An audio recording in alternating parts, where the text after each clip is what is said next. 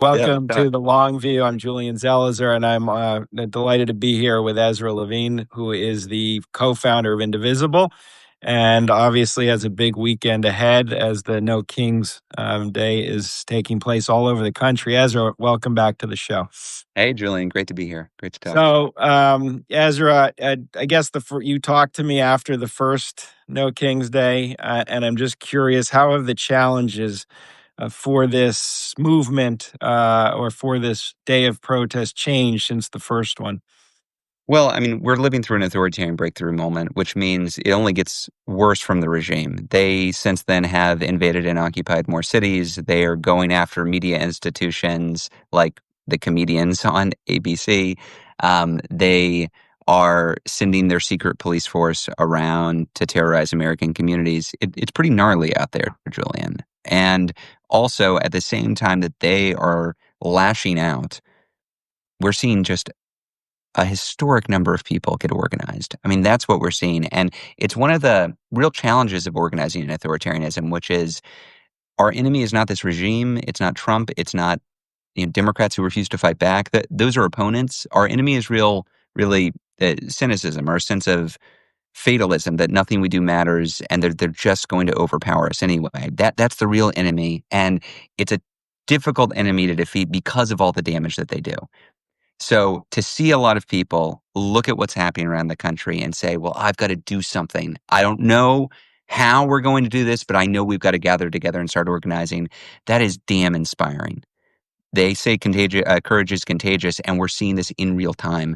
The events tomorrow are set to be the largest peaceful protest in modern American history, significantly beating even what we did in June, nearly quadrupling the largest protest that we saw in the first Trump term.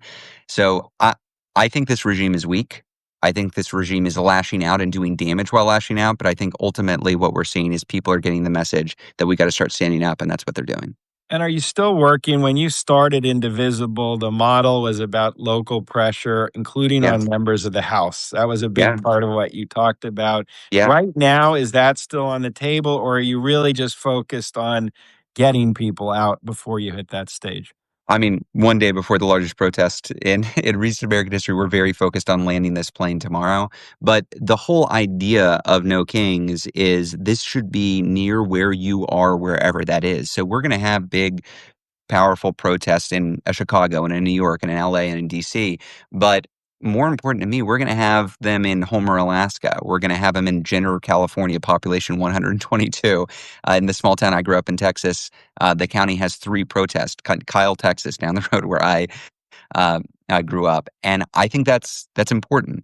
Nobody in this country is that far away from a No Kings protest. 90% of the country lives within 1 hour of their local No King protest. So that is how power is distributed in this country. We still live in this constitutional republic where we divide it up geographically. So I love seeing people getting organized locally because then they can use the power that they're developing these protests to apply it to their state legislators, their senators, their representatives. That's how we actually make change that ladders up to national level change. And how does it work, by the way, for the historian looking back now? Generally, how does movement building a day like tomorrow actually happen? Is it social media blasts? Is it local people telling others? Like, what's going on?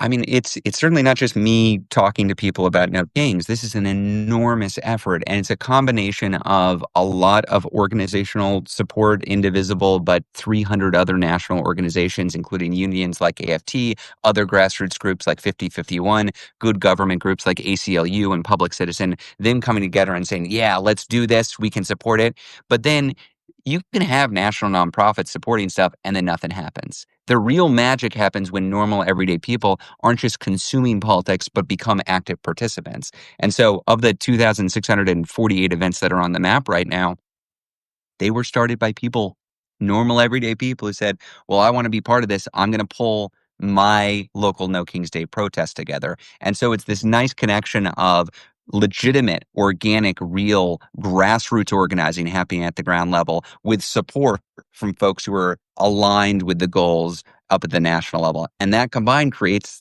this magic that we're seeing right now. And what's your measure of success if you have one? Last time we spoke, you were very focused on once this was over, that things continue, that momentum built. Yes. People still, what is it now? What are you looking for strategically and as a measure? Yeah. For any successful anti-authoritarian movement, you're looking at four measures of success. Are you bigger than you were before? Are you more unified than you were before? Are you diversifying your tactics, trying new things compared to what you were doing before?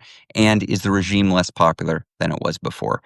And I can say with some degree of confidence, yes, yes, yes, yes, every month for the last several months. Coming out of this particular protest, I want to be bigger. I want to be more unified. But a one-day protest is a tactic. And I want people to understand that. I think some people dismiss protest as, well, that's not going to accomplish anything. And some people put too much emphasis on it. Like suddenly we're going to save democracy on Saturday. I think neither of those is true. It is a useful tactic in an overall strategy to build up to an engaged public that is pushing back against opportunistically when those opportunities arise. So I think the Disney example is really instructive for me. That is a diversification of tactics. It wasn't just focused on members of Congress. It wasn't just focused on legislation. It was focused on one pillar of democracy, the media, that could either buckle or not buckle. And up until this point, those institutions have been buckling to pressure. They have been being bullied by the regime. But the Disney example was one where there was an attempt to capitulate. There was then a rapid response, organic movement against it. We had people in the streets in Burbank against Disney, and New York against ABC News. 1.7 million people canceled their Disney Plus subscriptions. And suddenly, the regime was unable to bully its way into concentrating its power further. Disney found some courage. That's how this should work. So going forward beyond this, yes, I want Saturday to be enormous and historic and peaceful and joyful and powerful. But beyond that, what I'm interested in going into is the use of economic power in order to push back against the regime. I think we're going to see a lot more Disney moments in our future. And when you say regime, who are you thinking? Is it President Trump? Is it the Republican Party? Is it something broader? What does regime mean to you? I mean, regime means to me something different than just a Republican administration or a conservative government. I think I'm against the big ugly bill. I don't like cutting taxes for rich people. I don't like cutting health care. I would have opposed that under George W. Bush and under George H.W. Bush and under Reagan. I would distinguish what we're currently seeing from just a simple Republican government. I think the hallmarks of a regime are the attempt to maximize its own power and attack other sources of power and to engage in illegal and unconstitutional behavior to do so. So the examples of this are bullying a comedian off the air, invading and occupying American cities, funding a secret police force to the hilt so that it can terrorize American communities. That's being done not just by Donald Trump, not just by Stephen Miller, but also by the Republicans who are complicit in the execution of these illegal and unconstitutional acts at the national level, but down to the local level of folks who are just following orders or who are active accomplices in this behavior. And I think it's unpopular. I think it is doing a lot of damage, but it is a losing strategy. And if we're going to be successful, we can't just defeat the Republicans in one election and then move on like nothing happened. We need to usher in an era of accountability and reform. There need to be consequences for anybody who engages in illegal and unconstitutional behavior. The Wall Street Journal just had a report that Trump and the White House are directing the IRS to open investigations into political enemies. That is illegal. And not only is that illegal, anybody who receives an order from the White House to open up one of these investigations is required by law to report that. And if they don't, they are breaking the law. Those people who are now going to have to choose, do I resign or do I follow through on this illegal behavior? They have a choice to make. And I hope that they understand that there are going to be different people in charge of the House of Representatives and the Senate and the law enforcement agencies in this country. And they should choose really carefully what they do in this moment. And how does it impact your organization? You're one who's, Indivisible's talked about, and now there's targeted groups. How does that affect this coalition, which isn't all? It's not all about progressive politics. It's in many ways very conservative. It's going back to the Constitution, anti-centralized power. But how does it affect your organization and the others involved? Look, we were under no illusion what we were facing here. I think there were parts of the Democratic ecosystem who, after Trump got elected, immediately shifted into, well, We lost. Let's see how we can cut deals. That's just how this goes. There was the rollover and play dead Democrats. We were never under any illusion that this was going to be normal. We dropped the kids off with my mom and wrote the new Indivisible guide after the last election that firmly planted us on the fight back faction side of the democratic ecosystem. And we knew what the risks were there. Either we were going to be irrelevant and then they would just not deal with us at all, or we would build up enough peaceful people power that they would have to confront us. What do they say? First they ignore you, then they laugh at you, then they fight you, then you win. Julian, they're fighting us now. We're one step from winning. How does it affect us? It's nothing less than what we expected from an authoritarian breakthrough moment. Doesn't mean I like it. Doesn't mean it's not incendiary. Doesn't mean it's not dangerous.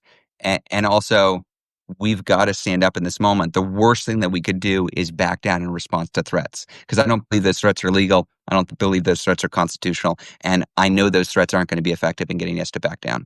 And so people can hear, in addition to the threats, Republicans are calling this anti-American.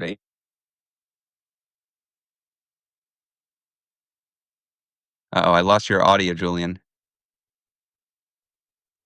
Interview with Barack Obama, who encouraged on Mark Maron's WTF. And he said this, and I just wanted to, just as was true during the McCarthy era and has been true throughout our history, what's required in these situations is a few folks standing up, giving courage to other folks, and then more people stand up and kind of go like, yeah, that's not who we are. That's not our idea of America. Given all the things that people are now saying about tomorrow, what's your idea of America so people can hear from one of the organizers? I think we're going to see my idea of America tomorrow. What we're going to see are people dancing and laughing and ridiculing a regime. We're going to see people exercising their First Amendment rights. We're going to see people treating democracy like a participatory sport, not just an entertainment to consume, but something they have a responsibility to participate in. I think it's really important that we be able to work with each other, even if we don't agree on everything. And I think it's really important that we work to protect our constitutional rights. Otherwise, we don't have them. That's my idea of America. It's a wild idea that in a representative democracy, your representatives ought to represent you, that in a democracy, you've got to participate. Otherwise, you're not going to have it. I think that's achievable. And I think, to your point, more and more people are seeing that. We've seen this among jurors who are refusing to actually convict people who were prosecuted by this regime for ridiculous made-up crimes. We see this from the cities who are standing up to the invasion by the federal government. We see this in the form of the universities who are starting to stand up, and the journalists who are refusing to agree to ridiculous demands from the regime. I think it's taken a long time, longer than maybe we would have liked. And sure, I wish people would have been here in November. I wish institutions hadn't been falling left and right. But courage is contagious. It is spreading. That doesn't mean that it's omnipresent yet, but I think it's spreading. I think we're going to see a lot of courage spread on Saturday. And it's also slow. Historically, opposition movements don't all happen within a day. Yeah. I wrote about the Vietnam movement, anti-Vietnam, took years. Yeah. And I get the timing matters, but it's not as if it all happens at once. I guess I know you're busy. My final thing, just so people know who want to participate tomorrow, if they're not involved and they don't know exactly where to go, where do they look? Who do they reach out to? And how do they encourage others to go as well? Go to nokings.org. You can find the map with the 2,600 events. I guarantee you there's one nearby you wherever you are. And I really would encourage you, bring friends and family. Make this a historic event, but it's a joyful event. Remember, they want you to be afraid. They want you to feel alone. Don't give it to them. Don't let them have that. We have more power. We just got to organize it. So if anybody out there who has any fears about, well, what about what are their safety implications or security implications? We've done trainings for tens of thousands of safety volunteers. There are thousands of marshals who are trained. Every single one of the 2,650 events on the map right now have a safety plan and a safety lead. Look, we are peaceful protesters exercising our rights. That's what we're doing on Saturday. It's going to be a good time. It's going to be powerful. It's going to be historic. And you're going to want to be part of it. So I hope people do go to nokings.org and bring a few friends and make it a big deal. Ezra Levine, co-founder and co-leader of Indivisible. Thanks for taking a little time and good luck tomorrow with everything. Thanks, Julian.